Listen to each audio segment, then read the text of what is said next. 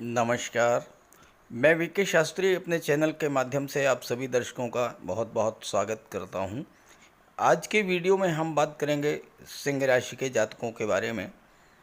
सिंह राशि के जातकों के जीवन में ना तो साढ़े साती गतिमान है, ना ढैया गतिमान है और ना ही शनि की पनौती गतिमान है।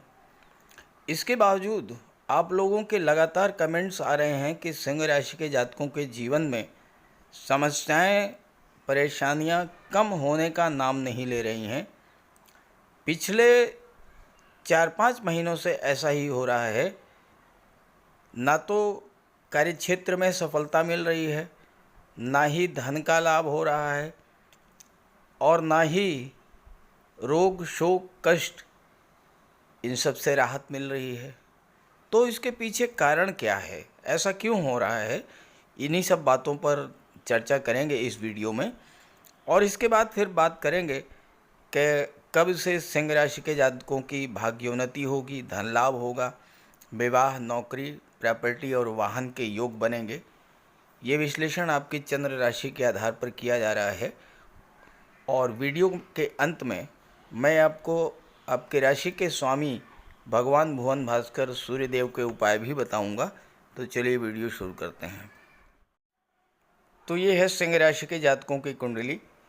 इस विश्लेषण में उन्हीं ग्रहों को कंसीडर किए कर रहे हैं जो कि अस्थायी रूप से एक ही भाव में काफ़ी लंबे समय तक गोचर करते हैं, जैसे शनिदेव या देवगुरु या राहु केतु। सर्वाधिक जो लंबा समय है वो है शनिदेव का। शनिदेव का गोचर एक राशि में लगभग 2.5 वर्षों तक होता है। और चूँकि शनि अत्यंत मंद गति से गतिमान होते हैं, तो शनि अपना फल भी बहुत देरी से प्रदान करते हैं, चाहे अच्छा फल हो और चाहे खराब फल हो। अब देखिए हुआ क्या कि आपकी कुंडली के 6ठे भाव में शनिदेव गोचर कर रहे थे। अब यहाँ पर शनिदेव विपरीत राजयोग बना रहे थे। 17 जनवरी को शनि का गोचर सप्तम में हुआ और यहाँ पर शनिदेव शश राजयोग बना रहे हैं, अपनी मूल त्रिकोण राशि में गोचर कर रहे हैं, केंद्र के भाव में हैं। तो शनिदेव को बहुत अच्छा रिजल्ट देना चाहिए था। जैसे ही 17 जनवरी को शनि सप्तम में आए तो आपके व्यापार व्यवसाय में बहुत बड़ी उन्नति देखने को मिलनी चाहिए थी, धन का लाभ होना चाहिए था, लेकिन ऐसा कुछ नहीं हुआ। अब शनि क्या है? शनि है कर्म के कारक और शनि लाभ के भी कारक हैं। कालपुरुष कुंडली के दशम और एकादश भाव के स्वामी होते हैं शनिदेव। तो अब हुआ क्या? 17 जनवरी को जैसे ही शनिदेव राशि परिवर्तन करके सप्तम भाव में आए, 15 दिन के बाद ही 3 फरवरी को शनि अस्त हो गए और अगले 36 दिनों तक 9 मार्च तक शनि अस्त रहे। अब शनि जो कि कर्म के कारक हैं, जो लाभ के कारक हैं, जब शनि ही अस्त हो गए तो कार्य क्षेत्र पर प्रभावित हुआ। शनि क्या करते हैं? कार्यों को डिले कर देते हैं। आपका कोई प्रोजेक्ट था, कोई गवर्नमेंट टेंडर था, कोई कंस्ट्रक्शन का कार्य था या और भी कोई कार्य था, वो कार्य महीने, 2 महीने, 3 महीने डिले हो गया होगा। आपको जो धन का लाभ मिलना था, आपने परिश्रम किया, एफर्ट किया, कार्य किया और आपको धन नहीं मिल पाया, वो भी 2-3 महीने के लिए टल गया। शनि जब अस्त हो गए तो भाग्य भाव पर दृष्टि डाल रहे हैं, तो भाग्य का सपोर्ट नहीं मिला और जब भाग्य का सपोर्ट नहीं मिला तो स्वाभाविक सी बात है कि आपके कार्य बनते बनते भी बिगड़ गए होंगे। सप्तम में है शनि और शनि अस्त हो गए तो शनि के अस्त होने का सबसे बड़ा प्रभाव आपके व्यापार पर पड़ा होगा। व्यापार व्यवसाय में बहुत बड़ी मंदी देखने को मिली होगी आपको। और सप्तम भाव दाम्पत्य सुखों का, विवाह का होता है। शनि विवाह को डिले करा देते हैं, विवाह में देरी करा देते हैं, तो विवाह में भी समस्याएं आई होंगी, रिश्ते आए होंगे लेकिन तय होते होते रह गए होंगे, फाइनल डिसीजन पर नहीं पहुंच पाए होंगे। शनि होते हैं निर्माण के कारक। सबसे बड़ा जो शनि का रोल है वो है कंस्ट्रक्शन का, और शनि की दशम दृष्टि चौथे भाव पर पड़ी। तो अगर आप कोई कंस्ट्रक्शन का कार्य कराना चाहते थे, मकान बनवाना चाहते थे, या मकान का विस्तारीकरण कराना चाहते थे, एक मंजिला मकान था, 2 मंजिला बनवाना चाहते थे, या 2-4 कमरे बनवाने चाहते थे, ऐसा कोई भी कार्य अगर आपके मन में था तो शनि के अस्त होने से वो कार्य आपका रुक गया होगा। कहीं ना कहीं से आप देखिएगा, ऐसा हुआ होगा, कहीं ना कहीं से किसी न किसी तरह की कोई बाधा जरूर आई होगी जिससे आपका निर्माण कार्य बाधित हुआ होगा। चलिए, ये तो शनि के अस्त होने का प्रभाव हुआ। अब 9 मार्च को शनि तो अस्त हो गए। अब एकदम से तो रिजल्ट देंगे नहीं, समय लगता है। शनि धीरे धीरे अपना प्रभाव देना शुरू किए। तब तक क्या हुआ कि देवगुरु जो है अस्त हो गए। 31/3 को देवगुरु बृहस्पति अस्त हो गए। अब गुरु का तो बहुत बड़ा रोल है आपके जीवन में, क्योंकि आपके राशि के स्वामी के परम मित्र हैं देवगुरु बृहस्पति। गुरु 31/3 से लेकर के 27/4 तक अस्त रहे। गुरु के अस्त होने का प्रभाव ये पड़ा कि गुरु पंचम के स्वामी हैं और नवम में गोचर कर रहे हैं। भाग्य और संतान, शिक्षा और उच्च शिक्षा, इनसे संबंधित कार्य आपके प्रभावित हुए होंगे। शनि जब अस्त हुए तो कंपटीशन में भी आपको परेशानी आई होगी, क्योंकि शनि 6ठे भाव के स्वामी हैं। कॉम्पिटिटिव एग्जाम्स में भी आपको असफलता मिली होगी। 7म भाव में शनि, पंचम के स्वामी गुरु, नवम के स्वामी गुरु, और गुरु हो गए अस्त। गुरु की दृष्टि पड़ी आपके लग्न भाव पर, तो आपके व्यक्तित्व में भी एक अजीब तरह का आलस्य, आज का काम कल पर टालने की प्रवृत्ति बढ़ी, और शनि की भी दृष्टि पड़ी। शनि तो वैसे ही आलस्य को जन्म देते हैं। गुरु की दृष्टि पड़ी 3रे भाव पर, पराक्रम पुरुषार्थ में कमी हुई। आपकी प्लानिंग्स जो हैं वो सफल नहीं हुई। आप ये कोई प्लानिंग कर ही नहीं पाए कि आपको कौन सा कार्य करना है, क्योंकि आपका ज्ञान, बुद्धि, विवेक, ये तीनों ही बाधित हो गए गुरु के अस्त होने के बाद। अब चलिए, शनि उदित हुए, गुरु भी उदित हुए। अब तीसरी एक और समस्या पैदा हो गई, और वो क्या हुआ? बुध जो कि सूर्य के परम मित्र हैं, वो 23 अप्रैल को अस्त हो गए, और बुध 23 अप्रैल से 15 मई तक अस्त रहे। जब बुध अस्त हो गए तो आपकी बुद्धि प्रभावित हुई, आपकी निर्णय लेने की क्षमता प्रभावित हुई, सोचने की, समझने की, लिखने की, बोलने की, हर तरह की क्षमता आपकी प्रभावित हुई। बुध शेयर मार्केट के कारक होते हैं। शेयर मार्केट में आपको या तो घाटा हुआ होगा, या आप तय नहीं कर पाए होंगे कि कौन सा शेयर आपको लेना है, और आप कोई शेयर ले नहीं पाए होंगे। बुध मार्केटिंग के कारक हैं, इंश्योरेंस के कारक हैं, आईटी सेक्टर, कंप्यूटर, कम्युनिकेशन के कारक हैं, और इन सभी क्षेत्रों में भी आपको आपके जीवन में समस्याएं आई होंगी। अब 15 मई को बुध अस्त हो गए। इसके बाद की जो चौथी समस्या स्वयं आपके राशि के स्वामी के जीवन के साथ घटित हुई। आपके राशि के स्वामी सूर्यदेव हैं, और सूर्यदेव 14 अप्रैल से 15 मई तक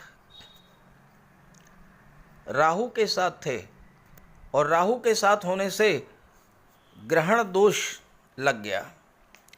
जब लग्न के स्वामी पर ही ग्रहण दोष लग जाए तो फिर आप खुद ही कल्पना कर सकते हैं कि आपके जीवन में समस्याएं किस कदर बढ़ गई होंगी। लेकिन अब ये धीरे धीरे ये समस्याएं आपके जीवन में जो चल रही थी वो ख़त्म होने जा रही हैं, और एक और विकट समस्या आपके साथ हुई होगी, और वो क्या है? गुरु राहु का गुरु चांडाल दोष। पंचम भाव में, नवम भाव में गुरु राहु का योग बनना, चांडाल दोष बनना भाग्य को प्रभावित करता है, कार्य को प्रभावित करता है, पराक्रम पुरुषार्थ को प्रभावित करता है, संतान से संबंधित समस्याएं पैदा कर देता है। और ये गुरु राहु का जो गुरु चांडाल योग है, ये 15 जून तक प्रभावी रहेगा। लेकिन 15 जून के बाद, जैसा मैंने एक वीडियो बनाया है, गज लक्ष्मी योग, 15 जून के बाद गज लक्ष्मी योग प्रभावी हो जाएगा। गज लक्ष्मी योग तब बनता है जब गुरु अंश बल से मजबूत होते हैं और राहु अंश बल से कमज़ोर होते हैं। तो मैंने एक वीडियो बनाया है सिंह राशि के जातकों पर, आप उसे देखिएगा। यहाँ पर आप ये समझें कि 15 जून के बाद क्या होगा कि गुरु राहु का गज लक्ष्मी योग बनेगा तो भाग्य का पूरा साथ मिलेगा। गुरु और पिता से संबंध खराब हो गए थे तो अब उनसे संबंध भी अच्छे हो जाएंगे, उनका आशीर्वाद मिलेगा। उच्च शिक्षा के लिए विदेश जाने का योग बनेगा। किसी अच्छे इंस्टीट्यूट में आपका एडमिशन हो सकता है। गुरु संतान भाव के स्वामी हैं, संतान की प्राप्ति होगी। संतान की प्राप्ति के मार्ग में किसी तरह की कोई बाधा थी वो भी दूर होगी। छात्रों के लिए भी ये समय बहुत अच्छा होगा क्योंकि शनि भी उदित हो चुके हैं, छठे भाव के स्वामी हैं, गुरु से सम मैत्री संबंध रखते हैं। तो ऐसे में कॉम्पिटिटिव एग्जाम्स में भी अब आपको सफलता के योग बनेंगे। और गुरु की दृष्टि आपके लग्न भाव पर पड़ेगी और शनि की भी दृष्टि लग्न भाव पर पड़ेगी। 15 जून के बाद शनि भी अंश बल से मजबूत, गुरु भी अंश बल से मजबूत, और जब दो ग्रह किसी एक भाव पर दृष्टिपात करते हैं तो उस भाव से संबंधित शुभ फल प्राप्त करते हैं। आपके लग्न भाव पर गुरु की दृष्टि पड़ेगी। व्यक्तित्व तो आपका बहुत ही प्रभावकारी होगा। स्वास्थ्य संबंधी जो समस्याएं आपके साथ लगी हुई थीं, उन समस्याओं से आपको राहत मिलने वाली है 15 जून के बाद। और गुरु की दृष्टि जब पंचम पर तीसरे भाव पर पड़ेगी तो पराक्रम पुरुषार्थ में वृद्धि होगी। आपको छोटी छोटी यात्राएं जरूर करनी पड़ेंगी, और चूंकि गुरु नवम भाव में हैं तो आप तीर्थ यात्रा के लिए, देव दर्शन के लिए इस गोचर काल में जाएंगे तो आपको विशेष लाभ प्राप्त होगा। अब मैं आपको कुछ डेट्स बता दे रहा हूँ, कुछ कालखंड बता दे रहा हूँ जो कि आपके लिए विशेष लाभकारी होंगे। देखिए, 15 जून को सूर्य का गोचर मिथुन राशि में होगा, लाभ के भाव में, और सूर्य शनि से त्रिकोण पर होंगे। शनि से पंचम पर हैं सूर्य, सूर्य से नवम पर हैं शनि। शनि सूर्य जब एक दूसरे से त्रिकोण पर होंगे तो शनि भी एक्टिवेट होंगे और सूर्य भी एक्टिवेट होंगे, और ये स्थिति 17/7 तक रहेगी। सूर्य एकादश भाव में, लाभ के भाव में अति विशिष्ट कारक होते हैं, और जब सूर्य एक्टिवेट होंगे तो एकादश भाव के सभी शुभ फल प्राप्त होंगे। आपको अपने एफर्ट्स का, अपनी मेहनत का, अपने परिश्रम का जो प्रतिफल मिलना चाहिए था, अभी तक जो नहीं मिल पाया था, अब वो पैसा आपको, वो प्रतिफल आपको मिल जाएगा। सूर्य शासन प्रशासन के कारक होते हैं, और आपके संबंध इस समय शासन प्रशासन और राजनीति से जुड़े हुए गणमान्य व्यक्तियों से होंगे, उच्च पदस्थ व्यक्तियों से होंगे, और उनके साथ उनके संबंधों का आपको लाभ मिलेगा। आपका सोशल नेटवर्क बढ़ेगा, सोशल रिलेशंस आपके बढ़ेंगे। सूर्य की दृष्टि पंचम भाव पर पड़ेगी तो छात्रों के अंदर एक नई ऊर्जा का संचार होगा। पढ़ाई में मन भी लगेगा, जो आप पढ़ेंगे वो आपको याद भी होगा, क्योंकि आपकी memory power, grasping power boost up करेंगे सूर्य।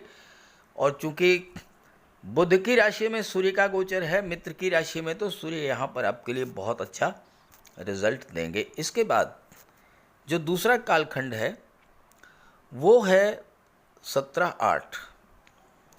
17/8 को सूर्य आपके लग्न भाव में गोचर करेंगे और 1 माह तक आपके लग्न भाव में गोचर करेंगे, 17/8 से लेकर के 17/9 तक। और यहाँ पर सूर्य शनि का सीधा दृष्टि संबंध बनेगा। सूर्य और शनि का दृष्टि संबंध हमेशा राजयोग कारक होता है और शनि छठे भाव के स्वामी हैं जो कि कंपटीशंस का है, नौकरी का है, सर्विस सेक्टर का है। तो यहाँ पर जब सूर्य एक्टिवेट होंगे, जो जातक आईएएस आईपीएस सिविल सर्विसेज की तैयारी कर रहे हैं, जो जातक प्रतियोगी परीक्षाओं की तैयारी कर रहे हैं, सरकारी नौकरी की तैयारी कर रहे हैं, उन जातकों के लिए ये समय बहुत ही श्रेष्ठ होगा 17/8 से और 17/9 तक। शनि जब एक्टिवेट होंगे तो सप्तम भाव के शुभ फल आपको मिलेंगे, व्यापार व्यवसाय में उन्नति देखने को मिलेगी। सूर्य की दृष्टि सप्तम भाव पर केवल और केवल दाम्पत्य सुखों के लिए थोड़ा सा परेशानी वाली होती है। इसके अलावा सूर्य की दृष्टि सप्तम भाव को प्रकाशित कर देगी। सप्तम भाव के हर शुभ फल आपको प्राप्त होंगे। विवाह भी अगर आपका किसी वजह से विलंबित हो गया था तो विवाह भी आपका इस गोचर काल में होगा। सूर्य में इतनी शक्ति है। बस केवल पारिवारिक जीवन में थोड़ा बहुत तनाव होगा और उसकी कारण है, उसकी वजह आप खुद हैं। सूर्य आपके अहंकार, आपके ईगो को जागृत कर देंगे और सीधी सी बात है, सूर्य राजा हैं तो आपके अंदर राजसी स्वभाव, तो राजसी गुण तो डेवलप करेंगे ही। तो उससे क्या होगा कि आप अपने अहंकार, अपने ईगो के कारण दूसरों की बातों को तवज्जो नहीं देंगे, तरजीह नहीं देंगे, महत्व नहीं देंगे। उसका दुष्परिणाम ये होगा कि दाम्पत्य जीवन में थोड़ी बहुत खटास की स्थिति बनेगी। तीसरा जो कालखंड है वो 18/10 से लेकर के और 17/11 तक का है। देखिए 18/10 को सूर्य का गोचर तुला राशि में होगा और तुला राशि में 17/11 तक रहेंगे सूर्य। अब देखिए यहाँ पर तुला राशि में सूर्य नीच के होते हैं, इसमें कोई दो राय नहीं है, लेकिन यहाँ पर सूर्य और गुरु का सीधा सप्तक दृष्टि संबंध बनेगा। दो ऐसे ग्रह जो कि ग्रहों के राजाधिराज हैं, जो ग्रहों के महामंत्री हैं, जब एक दोनों पर सीधी दृष्टि डालेंगे तो नवम भाव के भी, तीसरे भाव के भी, पंचम भाव के भी और अष्टम के भी शुभ फल आपको प्राप्त होंगे। राहु की बात है तो राहु जो है 30/10 तक रहेंगे और इसके बाद राहु अष्टम में आ जाएंगे और वैसे भी राहु अंश बल से इस समय बहुत ही कमज़ोर रहेंगे। गजलक्ष्मी राजयोग ही प्रभावी रहेगा। अब सूर्य पराक्रम भाव में आपके पराक्रम पुरुषार्थ में वृद्धि करेंगे, आपको भाग्य का साथ मिलेगा, गुरु और पिता का साथ मिलेगा और चूँकि गुरु पंचम के स्वामी हैं, संतान की प्राप्ति हो सकती है।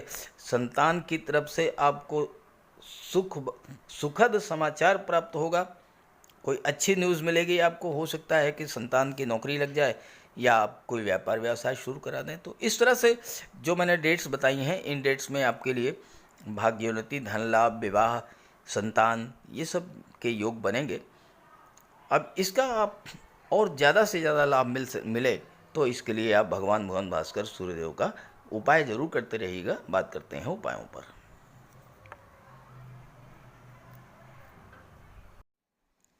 अगर अभी तक आपने सूर्य देव का उपाय नहीं किया है तो अवश्य कीजिए। सूर्य देव की आराधना करें। खास करके छात्रों को या जो कॉम्पिटिटिव एग्ज़ाम्स की तैयारी कर रहे हैं उन्हें तो सूर्य के उपाय अवश्य करने चाहिए। सूर्य आत्मा के कारक हैं।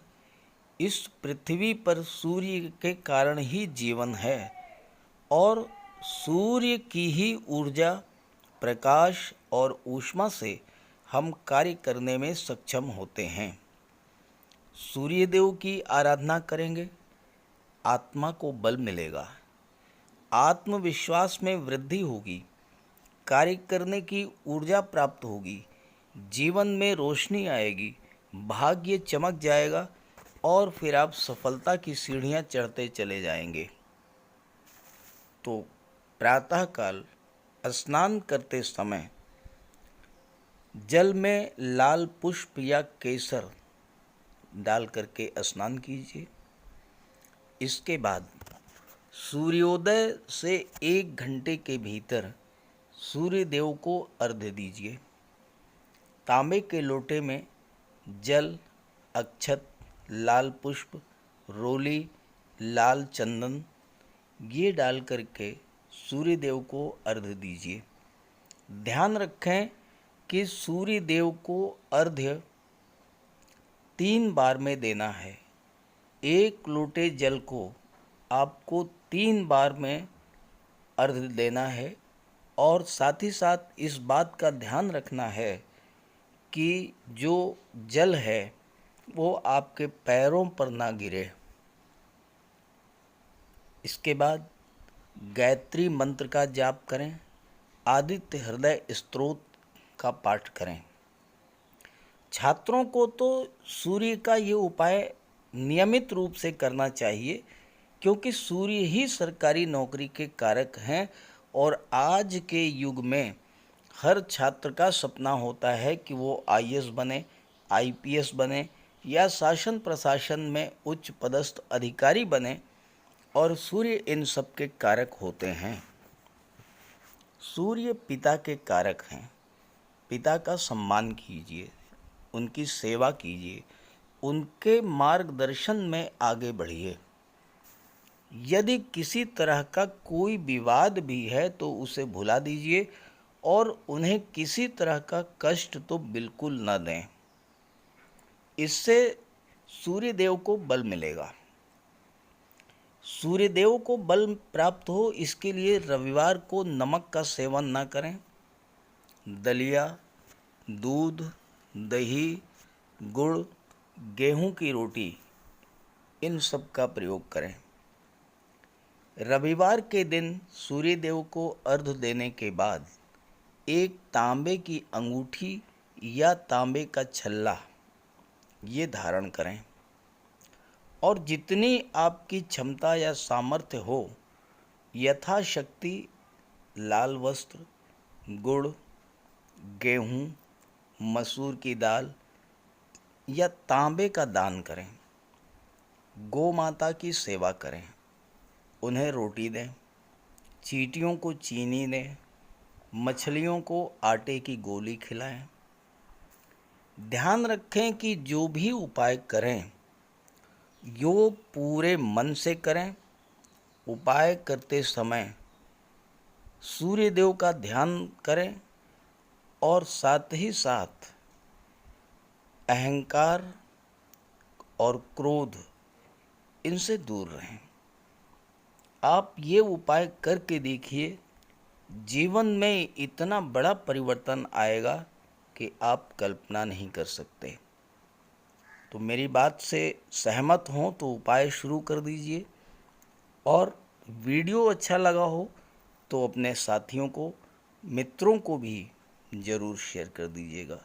नमस्कार।